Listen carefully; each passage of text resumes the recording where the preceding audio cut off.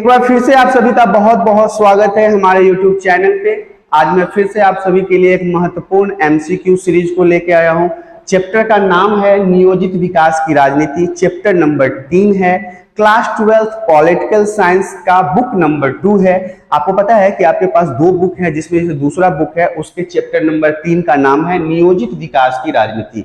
Chapter 3 के important MCQ के बारे में बात करेंगे। आज हम जानेंगे कि इस चैप्टर में सबसे इंपोर्टेंट एमसीक्यू क्या है। एमसीक्यू बताने से पहले मैं आप सभी को बता दूं कि इस चैप्टर के वीडियोस के पार्ट्स आ चुके हैं। यदि आपने वीडियोस को नहीं देखा तो वीडियोस को जरूर देखें, क्योंकि वीडियो यदि आप सही तरीके से देख लेंगे तो आपको एमसीक्यू में किसी भी प्रकार की परेशानी नहीं होगी। तो आइए शुरुआत करते हैं class 12 political science book number 2 chapter number 3 के पहले एमसीक्यू से। पहला एमसीक्यू हमारा कहता है राष्ट्रीय विकास परिषद की स्थापना कब हुई थी। ध्यान से समझिएगा कि राष्ट्रीय विकास परिषद की स्थापना कब हुई थी। तो राष्ट्रीय विकास परिषद की स्थापना 1952 ईस्वी में हुई थी। 1952 में राष्ट्रीय विकास परिषद की स्थापना की गई थी। प्रश्न नंबर 2 की तरफ बढ़ते हैं। नीति आयोग के वर्तमान उपाध्यक्ष कौन है। ये बहुत इंपॉर्टेंट है, ध्यान से समझ लीजिए। नीति आयोग के वर्तमान मतलब अभी के, अब नीति आयोग क्या है, आपको योजना आयोग मैंने पढ़ाया है ना, तो योजना आयोग को बदल के नरेंद्र मोदी जी ने नीति आयोग ले आए। नीति आयोग लाए थे नरेंद्र मोदी जी। नीति आयोग के वर्तमान उपाध्यक्ष राजीव कुमार हैं। याद रखिएगा, राजीव कुमार अभी के समय में इसके उपाध्यक्ष हैं। अध्यक्ष कौन है, क्वेश्चन आ सकता है। अध्यक्ष कौन है, तो अध्यक्ष तो मैंने आपको बताया था, जो देश का प्रधानमंत्री होगा वही अध्यक्ष होगा। तो अभी कौन है, नरेंद्र मोदी जी हैं, क्योंकि नीति आयोग का अध्यक्ष वही होगा जो देश का वर्तमान में प्रधानमंत्री होगा। उपाध्यक्ष बदलते रहते, उपाध्यक्ष में भी राजीव कुमार जी हैं। बातों को ध्यान से समझिएगा। अगला प्रश्न हमारा कहता है नीति आयोग के पहले उपाध्यक्ष कौन थे। तो देखिए, अभी जब निर्माण किया गया था नीति आयोग, उस समय जो पहले उपाध्यक्ष का निर्माण हुआ था वो थे अरविंद पनडगिया। याद रखिएगा, अरविंद पनगढ़िया नाम थोड़ा है, आप देख लीजिए, पढ़ लीजिए, पनगढ़िया, अरविंद पनगढ़िया पहले उपाध्यक्ष थे जब नीति आयोग का निर्माण हुआ था। अगला प्रश्न हमारा कहता है नीति आयोग कब बनाया गया। चैप्टर में पढ़ाया था 1 जनवरी 2015 में। 2014 में मोदी जी की सरकार आई, योजना आयोग हटा दिया, बता दिया इसमें कमियां हैं, गलतियां हैं, खामियां हैं, दिक्कतें हैं, नीति आयोग लाओ। नीति आयोग लाए 1 जनवरी 2015 को। अगला प्रश्न हमारा कहता है नीति आयोग का अध्यक्ष कौन होता है। अभी समझा दिया था मैंने, प्रधानमंत्री होता है। नीति आयोग का अध्यक्ष देश के सरकार के वर्तमान प्रधानमंत्री ही उसके अध्यक्ष होते हैं। तो हमारे देश में 2014 से तो प्रधानमंत्री नरेंद्र मोदी जी हैं, तो इसके अध्यक्ष भी नरेंद्र मोदी जी होंगे। अगला प्रश्न हमारा कहता है 1950 से 1980 के बीच भारत की अर्थव्यवस्था सालाना %% की धीमी रफ्तार से आगे बढ़ रही थी। 3 से 3.5%, 3 से 3.5% सालाना आर्थिक वृद्धि दर था हमारे भारत देश का। ये चीजें भी आप याद रखिएगा, 1950 से 1980 तक। अगला प्रश्न हमारा कहता है श्वेत क्रांति का संबंध है डेयरी कार्यक्रम। डेयरी समझते हैं, दूध। श्वेत का मैंने आपको श्वेत क्रांति को बहुत डिटेल्स में समझाया है। अमूल की क्रांति याद होगा आपको, गुजरात से 25 लाख लोग जुड़े थे इन दूध उत्पादकों के साथ। कौन, ग्रामीण जो गाय भैंसी पालते थे ना, वो 25 लाख लोग जुड़ गए अमूल के साथ, और इसी को ना श्वेत क्रांति कहते हैं। तो डेयरी कार्यक्रम से, डेयरी कार्यक्रम मतलब होता है जहां पे दूधों को जमा किया जाता है, श्वेत क्रांति था। तो डेयरी कार्यक्रम जो है इसका सही उत्तर है। अगला प्रश्न हमारा कहता है वर्गीज कुरियन। हाँ यही ना है वर्गीज, प्रसिद्ध वर्गीज कुरियन किस नाम से प्रसिद्ध थे। Milk man of India. Amul की स्थापना कर दी हमारे भारत में आके गुजरात में, और श्वेत क्रांति कर दी। Verghese Kurien milk man of India के नाम से ये प्रसिद्ध है। ध्यान से रखिएगा यार, बहुत इंपॉर्टेंट है, बहुत ऊपर के एग्जामों में पूछा जाता है। अगला प्रश्न हमारा कहता है हरित क्रांति से किस राज्य के किसानों को अधिक लाभ हुआ। देखिए, पंजाब को भी लाभ हुआ क्योंकि खेती वहां पे खूब दबा के किया जाता है, हरियाणा को भी हुआ, और पश्चिमी उत्तर प्रदेश को हुआ, क्योंकि ये तीनों जो राज्य थे इनमें खेती बहुत ज्यादा किया जाता था। इसीलिए आप कह सकते हैं उपरोक्त सभी, पंजाब, हरियाणा और पश्चिमी उत्तर प्रदेश, इन तीनों में ना हरित क्रांति से बहुत ज्यादा फायदा हुआ था। अगला प्रश्न हमारा कहता है हरित क्रांति से किस फसल की पैदावार में बढ़ोतरी हुई। तो गेहूं बूम से बढ़ गया, सरकार ने अच्छा फसल दिया, अच्छा बीज दिया, अच्छे खाद दिए, अच्छे उर्वरक दिया, सिंचाई का प्रबंध करवाया, तो हमारे किसान पीछे थोड़ी ना रहेंगे। अगर सब चीज दोगे तो हम तो जमीन फाड़ के सोना उगा देंगे। इन्होंने सोना उगा दिया। गेहूं का जो हमारे यहाँ कंगाली हो गया था भोजन के लिए, भारत सरकार दूसरे देश से अनाज खरीद के लाई थी, लेकिन किसानों को जब सब चीज मुहैया कराया गया तो इन्होंने गेहूं का इतना बढ़त कर दिया कि हमारे पास स्टॉक है, 5 साल बैठ के खाएंगे। तो गेहूं के फसल में बहुत ज्यादा बढ़ोतरी हुई थी। अगला प्रश्न हमारा कहता है, जय जवान जय किसान का नारा निम्नलिखित में से किस प्रधानमंत्री के द्वारा दिया गया था? लाल बहादुर शास्त्री। बहुत ही जेंटलमैन थे, बहुत ही हिम्मती, बहुत ही दिमाग वाले, बहुत ही राजनीतिक दृष्टिकोण जो इनका था वो बहुत ही बढ़िया था। इन्होंने कहा था जय जवान जय किसान। नारा किसने दिया? आप याद रखिएगा, जय जवान जय किसान का नारा किसने दिया? लाल बहादुर शास्त्री ने दिया। अगला प्रश्न हमारा कहता है, भारत में हरित क्रांति के जनक किसे कहा जाता है? देखिए ये भी बहुत इंपॉर्टेंट है, मैंने चैप्टर में भी आपको बताया था कि बहुत इंपॉर्टेंट है जब मैं चैप्टर पढ़ा रहा था। अगर उन वीडियोज को नहीं देखा तो अगेन आई रिपीट, आपको उन वीडियोज को जरूर देखना चाहिए। MS स्वामीनाथन, इन्हें हरित क्रांति का जनक कहा जाता है। MS स्वामीनाथन को हरित क्रांति का जनक कहा जाता है, ध्यान से समझिएगा। अगला प्रश्न हमारा कहता है, 1967 में बिहार में मृत्यु दर पिछले साल की तुलना में 10% बढ़ गई है।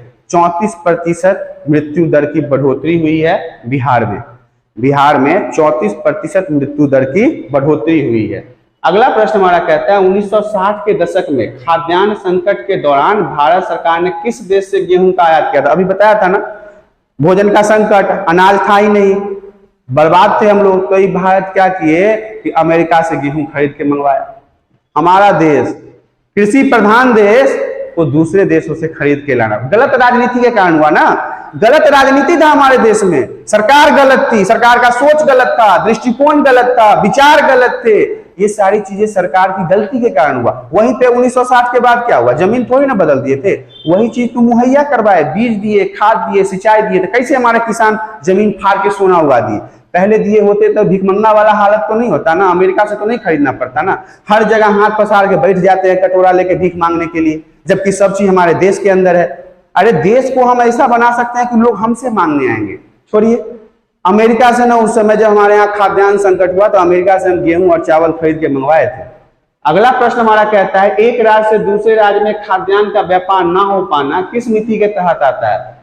इलाकबंदी या जोनिंग। ये एक नीति है, नियम कानून है, जिसके द्वारा एक राज्य से दूसरे राज्य में लोग व्यापार नहीं कर पाते हैं। इंपॉर्टेंट है, याद रखिएगा। अगला प्रश्न हमारा कहता है, खाद्य संकट 1960 के दशक में सबसे अधिक गंभीर किस राज्य में था? बिहार में था। बिहार में था। सबसे ज्यादा भुखमरी हमारे बिहार में हुआ, लोगों को सबसे ज्यादा मरना पड़ा भूखे। ऐसे भी कौन देखता है बिहार? वो कहते हैं ना कि अपनी स्थिति को सुधारने के लिए ना हमें खुद कुछ करना पड़ेगा। सरकार के भरोसे कितना, और सरकार चुनता कौन है? हम ही लोग चुनते हैं ना। गलत सरकार चुन लेते हैं। हम समझते हैं कि सरकार वादा कर दिया है कि ये देंगे वो देंगे, फलाना ठिकाना, दिस दैट XYZ, सुन के खुश। सरकार 5 साल में क्या दिया इसका ब्यौरा नहीं लेते हैं। चढ़ जाएंगे जिस दिन सरकार पे ना, लूज मोशन हो जाएगा। बिहार में सबसे ज्यादा खाद्य संकट 1960 के दशक में बिहार के नागरिकों को झेलना पड़ा। हजारों हजार लोग भूखे मर गए। खाना नहीं था, गेहूं नहीं था, चावल नहीं था, राशन था ही नहीं। अगला प्रश्न की तरफ देखते हैं, निम्न में से कौन सी समस्या भारतीय किसानों के सामने थी? देखिए, मानसून की असफलता, बारिश पानी नहीं आता था, जमींदारी पर था, जमींदार लोग, बड़े बड़े किसान लोग जमीन लेके बैठ जाते थे, किसान खेती नहीं कर पाता था। भूमि सुधार की जरूरत, जमीनों को रख रखाव, सिंचाई, खाद पानी, दाना पानी जरूरी था। यहाँ पे आप कह सकते हैं उपरोक्त सभी जो था ये समस्याएं भारतीय किसानों के सामने थी। अगला प्रश्न हमारा कहता है, भारत के द्वारा अपनाया गया मिल जला मॉडल जो मिश्रित अर्थव्यवस्था की आलोचना किसने की थी? तो देखिए, मिश्रित अर्थव्यवस्था की आलोचना करने वाले में दक्षिण पंथी भी थे। दक्षिण पंथी समझते हैं? दक्षिण वाला सब, अमेरिका, फ्रांस, ब्रिटेन, हाँ ये दक्षिण पंथी सब है, दक्षिण की तरफ है ना, तो इनके लिए हम इनको दक्षिण पंथी के नाम से जानते हैं। दूसरा वामपंथियों ने भी किया था। वामपंथी तो थे, अच्छे थे, हम तो समझते हैं कि क्योंकि गरीबों के उत्थान के लिए बात करते थे, गरीबों की अर्थव्यवस्था को मजबूत करने के लिए बात करते थे। लेकिन वहां पे इन दोनों ने क्या किया? मिश्रित अर्थव्यवस्था की आलोचना की थी। क्योंकि कुछ लोग कहते थे सीधा सीधा कि तुम अमेरिका की साइड चले जाओ, कुछ लोग कहते थे तुम रूस की साइड चले जाओ। हमारी सरकार ने अमेरिका के साइड गया, न रूस के साइड गया, दोनों में जो अच्छी अच्छी बातें थी उसको निकाल के अपना एक नीति बना लिया, जिसे हम मिश्रित अर्थव्यवस्था के नाम से जानते हैं। नेक्स्ट प्रश्न हमारा कहता है भारत में निम्न में से कौन सी अर्थव्यवस्था के मॉडल को अपनाया? तो अभी बताया ना, मिश्रित अर्थव्यवस्था के मॉडल को हमने अपना लिया था। मिश्रित अर्थव्यवस्था ही हमारे यहाँ अभी तक कायम है। अगला प्रश्न हमारा कहता है भारतीय लोक दल नामक पार्टी निम्नलिखित में से किसने बनाई थी? हाँ, इंपॉर्टेंट है। भारतीय लोक दल नाम की पार्टी जो है वो चौधरी चरण सिंह के द्वारा बनाई गई थी। याद रखिएगा, चौधरी चरण सिंह ने भारतीय लोक दल नाम की पार्टी का निर्माण किया था। अगला प्रश्न हमारा कहता है इकोनॉमी ऑफ परमोनेंस के लेखक कौन है? जेसी कुमारप्पा। जेसी कुमारप्पा के द्वारा इसको लिखा गया था, इकोनॉमी ऑफ परमानेंस। तो इसे भी याद रखिएगा, अक्सर एग्जाम में पूछा जाता है। अगला प्रश्न हमारा कहता है भारत के कौन से राज्य में 100% साक्षरता है? केरल। चैप्टर में बताया था केरल में 100% साक्षरता है। सब पढ़े लिखे हैं, अनपढ़ गवार कोई नहीं है। पढ़ाया है उसको, डॉक्टर बनाया, इंजीनियर बनाया। कई राज्यों को ऐसे ही भूखा मरने के लिए छोड़ दिया। लेकिन ये खुशी की बात है, ये हमारे भारत देश का एक हिस्सा है, राज्य है केरल। हम भारतवासियों के लिए गर्व की बात है कि एक तो राज्य ऐसा है जहां पे 100% लोग साक्षर हैं। हमें इस बात की खुशी है। अगला हम प्रश्न को देखते हैं, निम्नलिखित में से कौन भारतीय सांख्यिकी संस्थापक के संस्थान के संस्थापक थे? पीसी महालनोबिस, नाम याद रखिएगा। पीसी महालनोबिस जो हैं वो भारतीय सांख्यिकी संस्थान के संस्थापक थे, निर्माता थे। इन्होंने बनाया था। किसने? पीसी महालनोबिस। अगला प्रश्न है हमारा, दूसरी पंचवर्षीय योजना कब लाई गई थी? 1956 में द्वितीय पंचवर्षीय योजना लाई गई थी। पढ़ाया है मैंने चैप्टर में। द्वितीय पंचवर्षीय योजना जो है वो 1956 में लाया गया था। और 1956 में जो द्वितीय पंचवर्षीय योजना लाया गया उसमें औद्योगिकरण के ऊपर ज्यादा ध्यान दिया गया था, और प्रथम पंचवर्षीय योजना में कृषि के ऊपर ज्यादा ध्यान दिया गया था। चैप्टर मैंने डिटेल्स में बताया है। नेक्स्ट प्रश्न की तरफ बढ़ते हैं। दूसरी पंचवर्षीय योजना में डैश को सर्वाधिक महत्व दिया गया? आ गया क्वेश्चन, लो, उद्योग को ज्यादा महत्व दिया गया था द्वितीय पंचवर्षीय योजना में। ध्यान से याद रखिएगा। अगला प्रश्न हमारा कहता है प्रथम पंचवर्षीय योजना में मुख्य अर्थशास्त्री कौन थे? के एन राज थे। के एन राज थे प्रथम पंचवर्षीय योजना में, और इन्होंने कृषि पे खूब ध्यान दिया, कृषि को बढ़ाया। किसने? के एन राज ने। अगला हमारा प्रश्न कहता है पहली पंचवर्षीय योजना में डैश को सर्वाधिक महत्व दिया गया? आ गया, फिर से वही क्वेश्चन है। कृषि को मैंने बताया था आपको, अभी कई स्लाइडों में आपको बताया है, कई क्वेश्चनों के साथ डिस्कस किया है कि कृषि को ज्यादा महत्व दिया गया था। अगला प्रश्न हमारा कहता है भारत में पंचवर्षीय योजना का विकल्प कहां से चुना गया है? सोवियत संघ। ये पंचवर्षीय योजना जो हमारे भारत देश में आज चल रहा है, कहां से लाया गया है? सोवियत संघ से लाया गया है, यूएसएसआर से लाया गया। क्योंकि सोवियत संघ में ना पंचवर्षीय योजना चलती थी, तो भारत ने वहां से उठा लिया 5 साल के लिए कि हमारे यहाँ ये योजना होगा, ऐसे होगा। तो पंचवर्षीय योजना की अगर बात होगी तो हम सोवियत संघ का नाम लेंगे, क्योंकि सोवियत संघ से इसे अपने देश में लाया गया था। अगला प्रश्न हमारा कहता है बॉम्बे प्लान का संबंध किस वर्ष से है? 1944 से है बॉम्बे प्लान का संबंध। बॉम्बे प्लान में क्या हुआ था? देश के बड़े बड़े उद्योगपति इकट्ठा हुए मुंबई में, उन्होंने कहा कि तेजी से विकास करो, उद्योग लगाओ।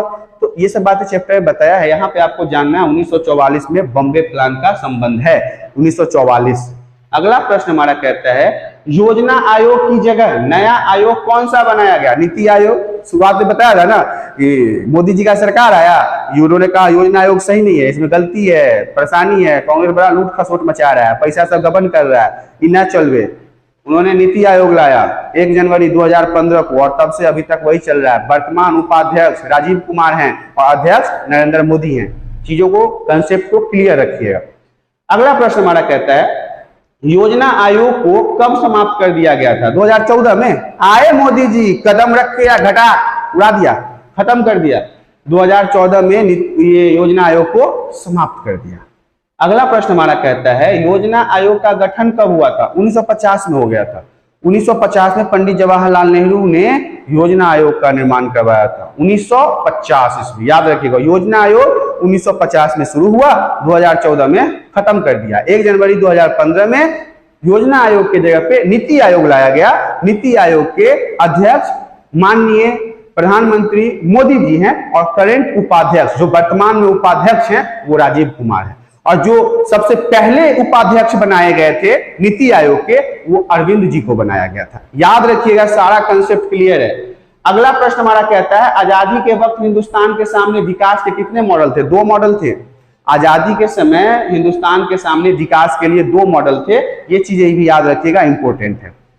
अगले प्रश्न की तरफ बढ़ते हैं। जो लोग खुली प्रतिस्पर्धा और बाजार मुल्क अर्थव्यवस्था के जरिए प्रगति की बात करते थे उन्हें किस विचारधारा के अंतर्गत रखा गया? दक्षिणपंथी। दक्षिणपंथी कहते थे लोग खुली स्पर्धा करो, मैंने चैप्टर में तो सब कुछ समझाया है ना आपको, खुली स्पर्धा करो। तो ये दक्षिणपंथी लोगों की सोच थी, ये दक्षिण के देशों से प्रेरित थे। अगला प्रश्न हमारा कहता है देश के अमन उन लोगों की तरफ संकेत किया जाता था जो गरीब और पिछड़े सामाजिक समूह की तरफदारी करते थे। वामपंथी लोग, बताया था ना कि वामपंथी लोग जो थे वो गरीबों की तरफदारी करते थे कि भाई अमीर तो अमीर हो गया, गरीब का क्या, इसके अर्थव्यवस्था का क्या, इसके शिक्षा का क्या, इसके स्वास्थ्य का क्या, इसके पढ़ाई लिखाई का क्या। तो वामपंथी जो लोग थे वो गरीबों के लिए बात करते थे। अगला प्रश्न हमारा कहता है विकास का अर्थ निम्नलिखित में से क्या है? तो विकास, अगर आप समझते हैं कि विकास हो रहा है तो क्या मतलब है? विकास कैसे समझेंगे कि आप किसी देश का विकास हो रहा है? तो आर्थिक समृद्धि, जो हमारा आर्थिक अर्थव्यवस्था है वो मजबूत होना चाहिए, आर्थिक सामाजिक न्याय होना चाहिए, मतलब किसी को समाज में बराबर का दर्जा मिलना चाहिए, सबको एक समान देखना है, सबके लिए एक समान कानून है। तो ये 2 जो है वो आपको विकास के अर्थ में आते हैं। अगला प्रश्न हमारा कहता है निम्नलिखित में से किस राज्य में लौह अयस्क के विशाल भंडार उपस्थित है? हाँ, उड़ीसा जो है ना एक ऐसा राज्य है जिसमें बहुत लोहा है, खनिज है, लोहा में बहुत लोहा है उड़ीसा के पास। चैप्टर में बताया था कि उड़ीसा ने अपने उत्थान के लिए विदेशी कंपनियों से हाथ भी मिला लिया था कि भैया हमारा लोहा ले जाओ हमारे यहाँ। हालांकि आप देखिएगा तो उड़ीसा में बहुत सारे आयरन फैक्ट्रियां हैं, भूषण स्टील, टाटा स्टील, ये सब उधर ही है क्योंकि उधर लोहा का बहुत ज्यादा है जमीन के नीचे, खनिज में, उड़ीसा में, याद रखिएगा। अब हमारा जो है सारे क्वेश्चन जो हैं वो समाप्त हो चुके हैं। यहाँ पे मैं बता दूं कि क्लास 12 का political science book number 2 chapter number 3 के सारे एमसीक्यू मैंने आप लोगों को अच्छे से समझा दिया है। पूरे एमसीक्यू में यदि कहीं भी प्रॉब्लम हो तो आप हमें कमेंट करके बताएं। साथ ही साथ यदि वीडियो पसंद आती है तो वीडियो को लाइक करें, चैनल में पहली बार आए तो चैनल को सब्सक्राइब करें। आज के लिए इतना ही, धन्यवाद।